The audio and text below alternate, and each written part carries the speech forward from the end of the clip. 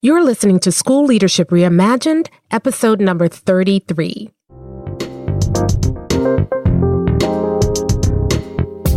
Welcome to the School Leadership Reimagined podcast, where we rethink what's possible to transform your school. If you're tired of settling for small wins and incremental improvement, then stay tuned to discover powerful and practical strategies for getting every teacher in your school moving towards excellence. Now, here's your host, Robin Jackson. Hey builders, welcome to episode 33 of School Leadership Reimagined. I'm your host, Robin Jackson, and today's episode is one that, well, I've been putting off for quite a while now, and I guess that's kind of appropriate because today we're going to talk about procrastination. Now, you may be wondering why we're talking about procrastination. I mean, after all, isn't procrastination supposed to be a bad thing? And yeah, it can be a bad thing, especially if you're procrastinating about something because you're afraid to do it or you don't feel like doing it. You know, that kind of procrastination is always bad. But there's another kind of procrastination, and it can be a powerful tool that you can use to make sure that you are doing the right work at the right time. And this is the kind of procrastination that builders use because it helps them stay really laser focused on doing the right work. And because they're so laser focused on doing the right work, they feel comfortable putting off everything else. So today we're going to discover how they do that, especially when they're facing some of the same interruptions that everybody else is facing. And no, it's not using some sort of time management system or technique, or I'm not going to talk to you about, striving for work-life balance or any of those other strategies with which you probably are already familiar. Builders do something radically different. Instead of seeing procrastination as a bad thing, what builders do is they see procrastination as one of the most powerful tools in their toolkit, and they use it in a way that you probably have never considered before.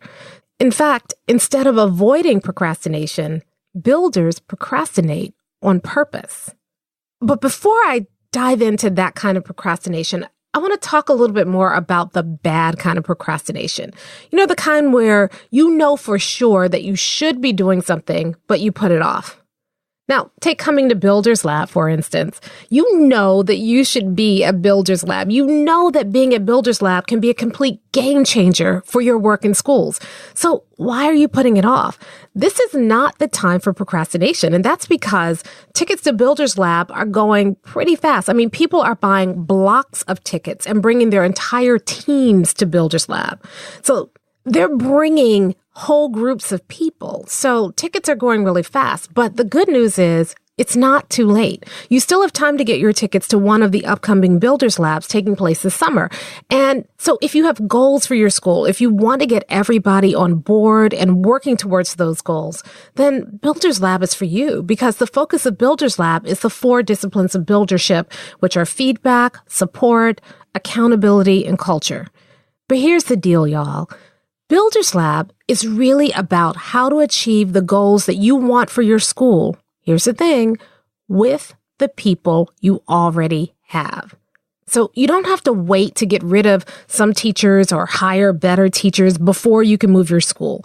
Builders Lab shows you how to get all of your teachers moving in the right direction. So that teacher who's causing all kinds of trouble in your culture, that teacher who's struggling and you're not really sure where to start with that teacher, or the teacher who blames the students or the parents instead of taking ownership, or the teacher who seems to have just checked out, or the teachers who have formed little cliques in your building, or the really, really great teachers who just want to close their door and teach and not be bothered with all the drama happening elsewhere, or the teachers who have just checked out and seem to be phoning it in each day, or the teachers who just don't seem to get it, or the teachers who've lost their passion for their work. All of those teachers, you can get to move in the right direction. You can work with them if you learn the 4 disciplines that we're going to teach you at Builders Lab. In fact, I am always amazed when people come to Builders Lab with these very same issues and they learn the 4 disciplines, and then they go back to their schools and they turn their schools around with the same group of teachers. So you don't have to wait. You don't have to have your school goals be held hostage by the people in the building. You can move your school right now. Come to Builders Lab and learn how. So we've got 2 Builders Labs coming up this summer. The first is Builders Lab 1, which is happening June 24 through 26 in Palm Springs, California. So if you're a principal or assistant principal or a district leader or an administrator of some type, this one is for you. Now, if you're an instructional coach, we have a special Builders Lab just for you. It's Builders Lab, the Coaches Edition, and it's for instructional coaches, teacher leaders, and it's happening right outside of Washington, D.C. in Arlington, Virginia, July 15 through 17. So to register for one or both of these intensives, go to mindstepsinc.com/builders-lab. That's mindstepsinc.com/builders-lab. And I'll make sure that I put a link to it in the show notes. Okay. I can't put this off any longer. See what I did there? Because now we're going to be talking about procrastination. And as I mentioned, there are good and then there are bad ways to procrastinate. So what bosses typically do is they procrastinate anything that, basically requires them to leave their office. But leaders tend to like their procrastination with a little healthy dose of guilt. So leaders put off what they know they really should be doing, but they always have a really good reason for not doing that work. So leaders know that they should be getting into classrooms more, but they put it off because something more urgent came up. Or leaders know that they need to spend time working on the vision, mission, and core values of their school, and they really mean to, right after they finish testing, or maybe next year at the beginning of the school year when there's more time. The bottom line is that if you look for it, you can always find a quote-unquote good excuse for putting off the work that you really should be doing. But at the heart of all of this procrastination that leaders do is something else.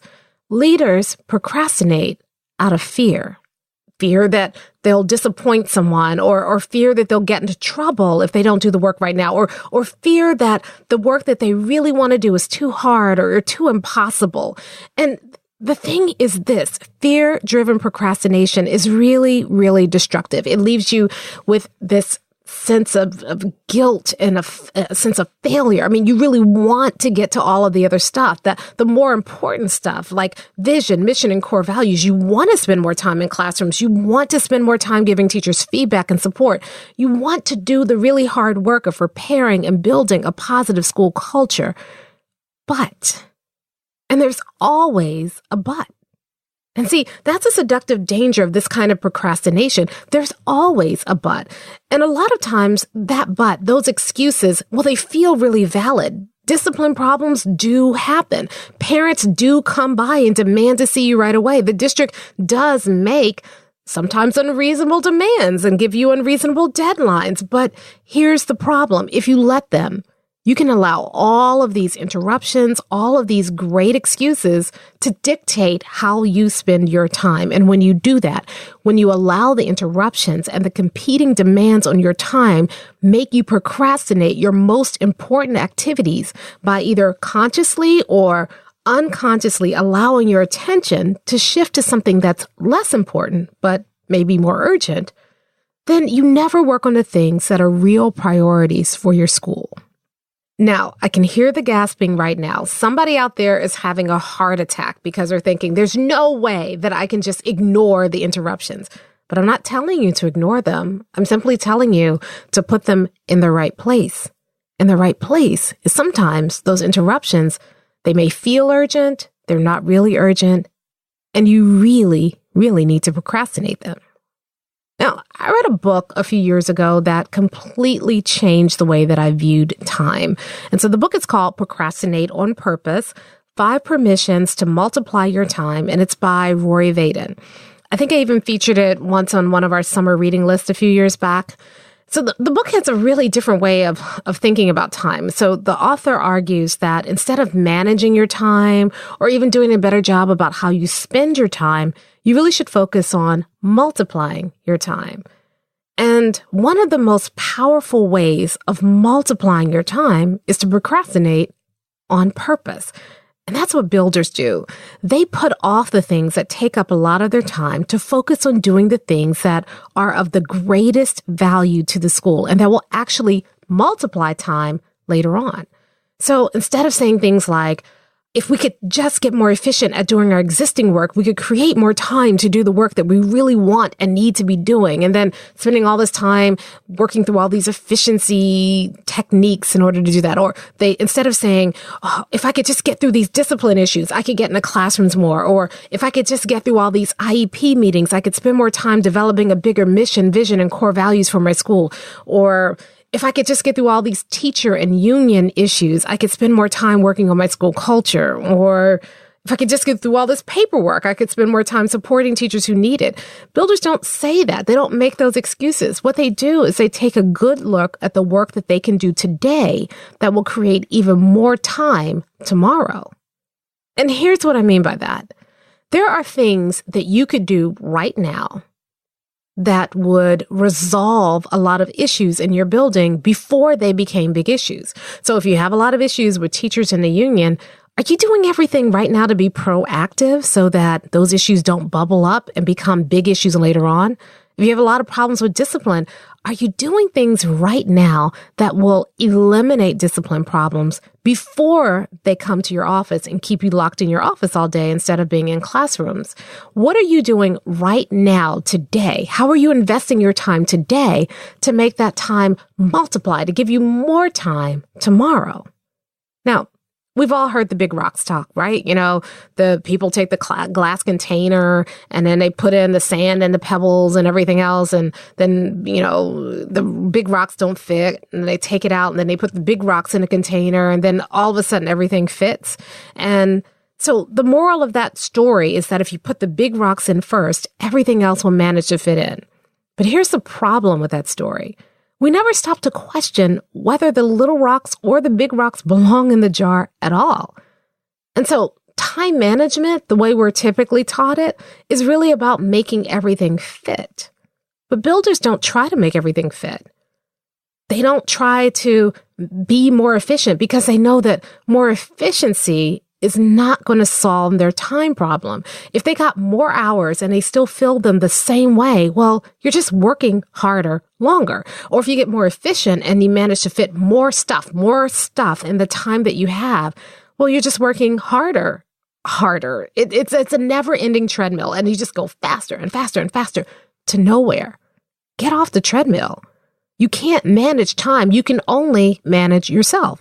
So stop juggling time because it doesn't work. With juggling, you really only have two choices. You can either juggle more balls or you can juggle the balls you have faster. Neither of those works. Builders aren't trying to be professional jugglers. They're trying to transform their schools. So you need to focus on the things that matter most, and you need to either eliminate or procrastinate everything else. For example, let's say that your school vision is that 100% of your students will be reading at or above grade level by second grade and will maintain at or above grade level status through the fifth grade. Now, let's say you have two choices for how you can spend your time today. You can either visit classrooms and give teachers feedback on the level of rigor of their literacy instruction, or two, you can go through the data and flag students who are behind for additional remediation. Well, if you only consider what's most urgent, then it's obvious what you'll choose. You're going to focus on remediating students because you can serve a lot of students today. But if instruction continues the way that it always has, and you don't intervene at the instructional level, you will always have students in need of remediation. It becomes a vicious cycle. But if you consider urgency and significance, not just urgency alone, but figuring out this is urgent, but also what is significant, what is going to have the lasting effect, then you're going to probably choose to work on the quality of instruction in the classroom. If you improve the quality of instruction, of literacy instruction happening in the classroom, then you can impact students who are currently struggling, and you can prevent students from struggling in the future.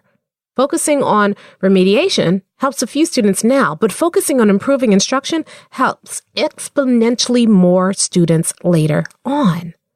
So that's the difference. Leaders focus on what matters now, but builders focus on now and later. Builders understand something important about time.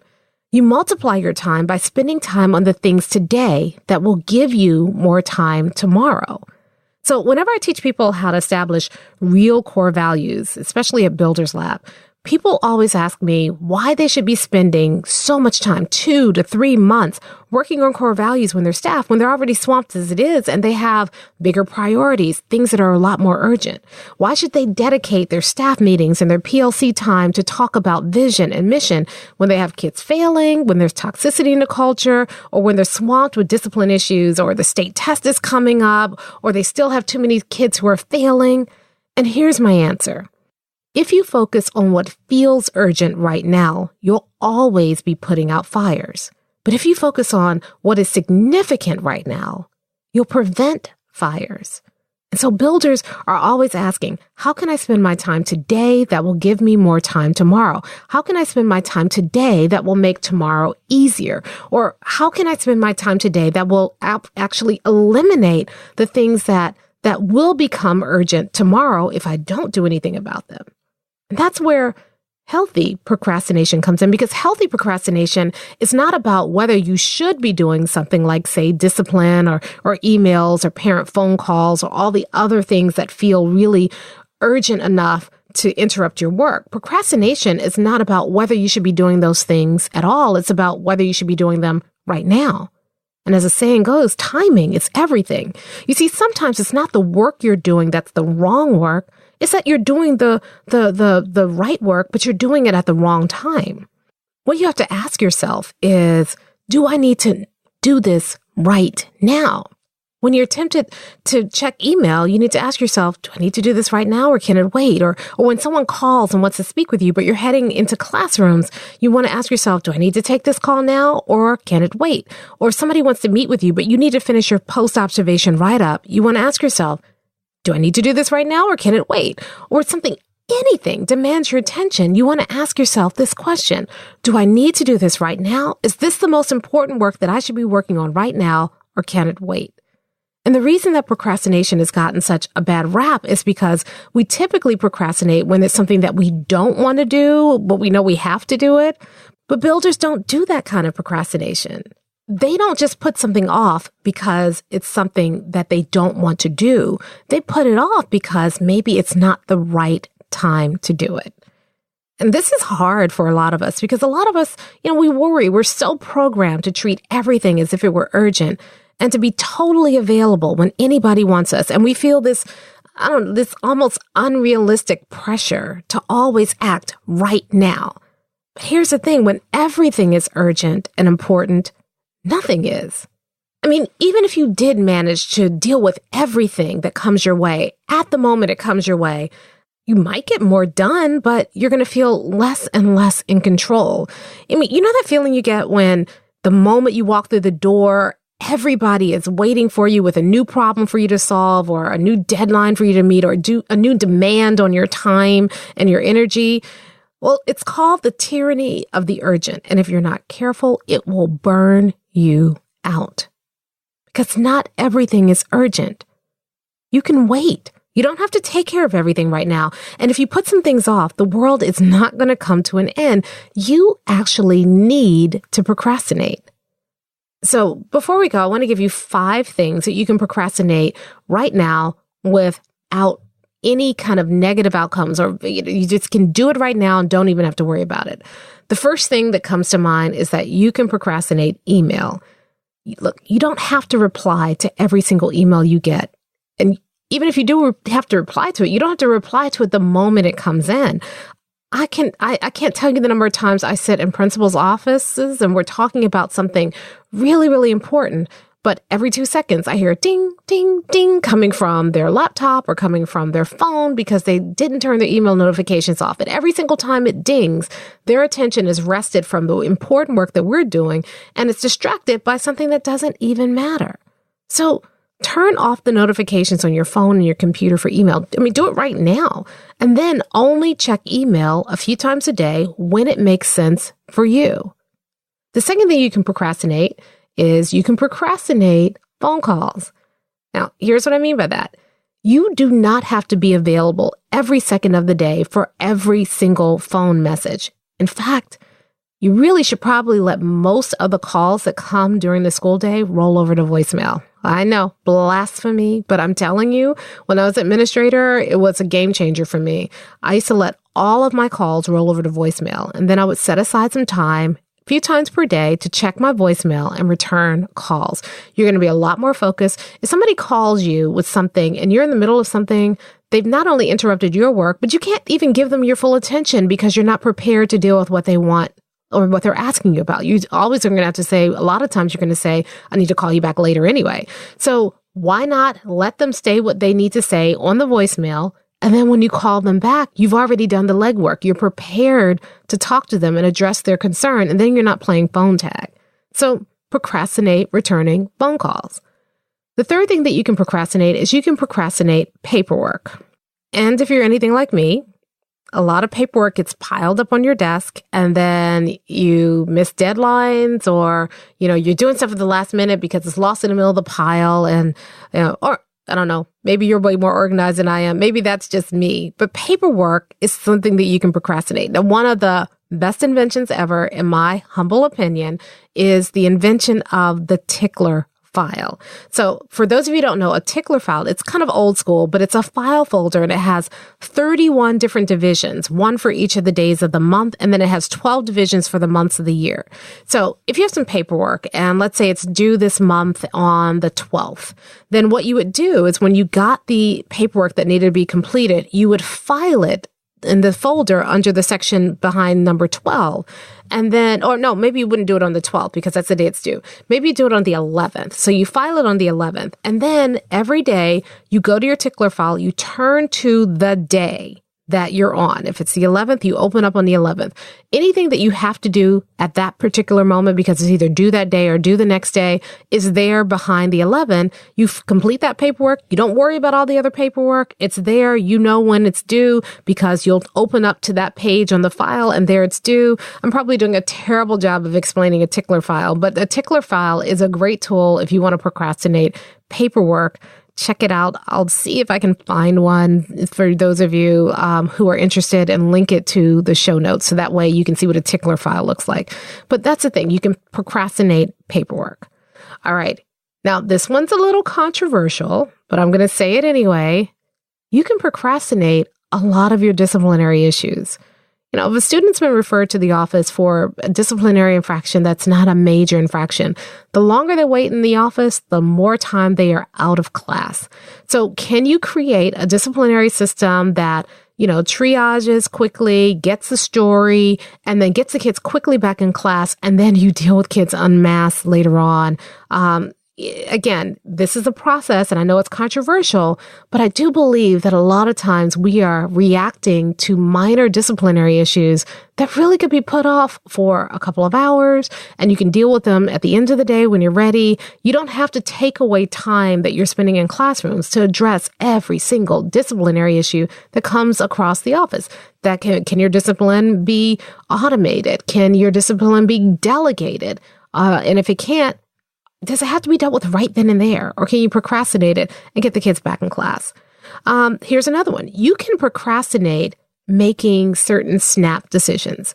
So if you're not at least 75 to 80% sure of the right decision, you don't have to make a decision right away. I tell my coaching clients this all the time, and they immediately worry that if they don't make a decision right away, when people demand it, then they're going to look like a weak leader. They feel like they have to act decisively at all times. But you know what that leads to? It leads to a lot of mistakes and backtracking. So you never have to make a decision right away, or I'll say you rarely have to make a decision right away. And so if you make a snap decision, it can lead to some bad, poorly considered decisions. So even if people are asking or demanding for an answer right away, if it's not really urgent, you can put them off. You can say, I need to think about that. I'll get back to you tomorrow. I'll get back to you in a couple of hours. I need to really mull this over a little bit. And you don't have to worry that people are going to think you're weak. You know what makes you look weak? Bad decisions. You know what makes you look like a strong leader? Carefully thought out, well-considered decisions. And you set the pace for that. So you can procrastinate making snap decisions. Now, I know I said 5, but I just thought of another one that This is when I have to preach to the choir because you really can procrastinate great ideas. Now, I suffer from this. I suffer from too many ideas, and not all of them are great. I have a lot of them though. So I might have 7 ideas before I even open my eyes in the morning. And if I read a book or if I listen to a podcast or if I go to a conference, y'all look out because I'm going to come with 15, 20 different ideas that I want to try right now. And it drives my team crazy. Now, if you're like me like that, if you have what's called shiny object syndrome, and I have it bad where every time I see something, I'm like, that's a great idea. We should do that right now. And I feel this, sense of urgency well up to do this new idea because it can be a game changer. But the problem is if I'm having 15 game changers before breakfast, well, nobody can respond that quickly to the ideas. So here's what we've done now. We have something called the hopper. And what we do is every meeting we have a daily meeting and then we have a weekly meeting. We have a whole meeting rhythm inside of MindSteps. And it's something that I teach my coaching clients how to do too, so that they can get focused on the right work. So in your meetings, you always start your meetings by reviewing your core values, vision, and mission, right? And then you also next look at your 90-day plan and see where are we in terms of our 90-day plan. So I can have all the great ideas I want, but if they don't directly serve our vision, mission, and core values, I have to let them go.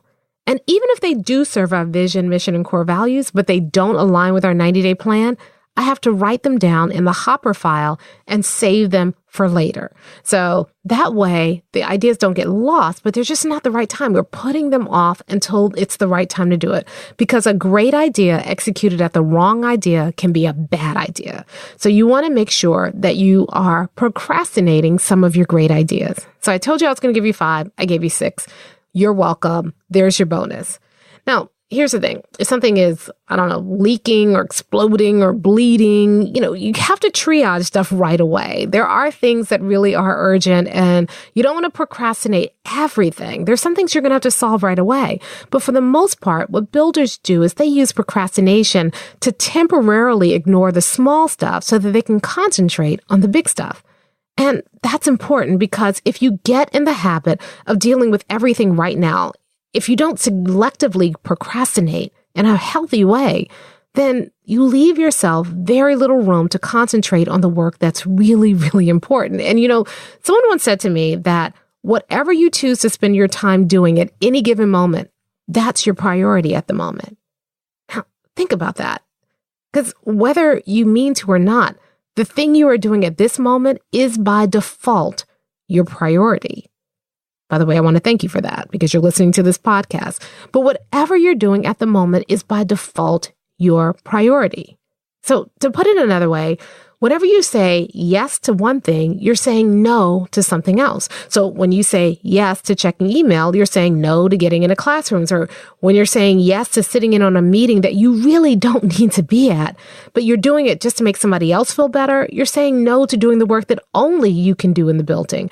Or if you're not consciously saying no to things that don't matter, then you're unconsciously saying no to things that do matter. That's the big point.